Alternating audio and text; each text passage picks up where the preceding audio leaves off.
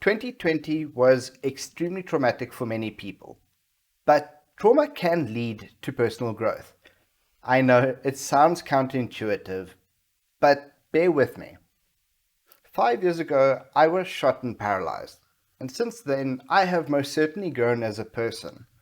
That's why when I discovered the term post traumatic growth, it intrigued me. And the more I research into it and the psychology behind it, the more fascinating it becomes.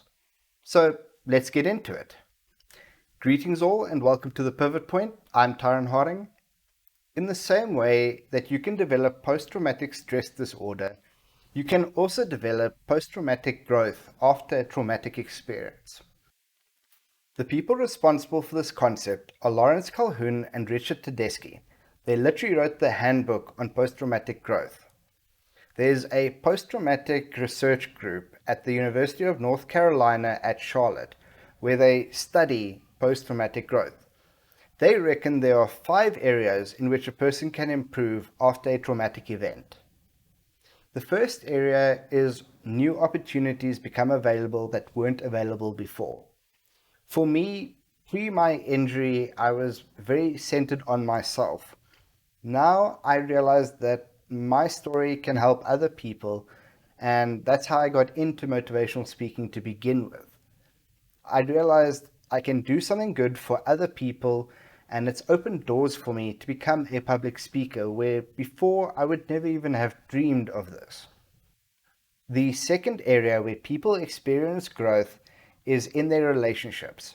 They tend to have deeper connections and feel more for those that are suffering. I have seen this in my own life. My family is a lot more closer. I am a better person in my relationships with my family, my friends, and my loved ones because of what I've experienced.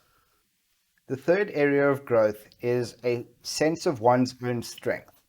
The saying they have here is, I am more vulnerable than I realized, but I am stronger than I could ever imagine. And this is most certainly true for myself. The other day, I was receiving really rough critique about my work. And halfway through, the person critiquing me stopped and said, are you okay? Can we continue, or are you going to, take offense to what's being said? My response just naturally came out as, I've been shot. There's nothing that your words or critique can do to me. And that's how I feel. Because comparing anything I'm going through at the moment to my worst trauma makes what I'm currently going through so much easier to handle. The fourth area of growth is a greater appreciation for life. Now, from the get-go, I've had a joke where I said, I'd rather take a wheelchair over a hearse any day. And that's how I feel. By all measurements, people would assume that my life is to be appreciated less because of everything I've lost and what I've been through. But in truth, I appreciate my life so much more because of what I have been through. The final area of growth is a greater sense of spiritual or religious feelings, and I've experienced this as well for myself. Now, it is unrealistic to expect everyone to have growth following a traumatic event. It has, however, been shown that even people with PTSD have had growth in one or more of the areas that I've listed. There are, however, 2 factors that seem to indicate a higher chance of coming out with post-traumatic growth. The first factor is people who are open to new experiences. The second factor is people with a positive outlook on life. Now, what I take from this is, in my experience, I've seen it as a learning journey and as a growing journey. That doesn't mean I didn't go through the trauma and that I didn't spend nights crying myself to sleep in the beginning. But what it means is now all the experiences I go through, I see with a different viewpoint, which may just help me grow in the future and become resilient to future trauma. Avoiding my disability would have gotten me nowhere in life. I have seen what happens to people when they try and avoid it. Other people with spinal cord injuries who refuse to mingle with people in wheelchairs because they don't want to be seen in that way.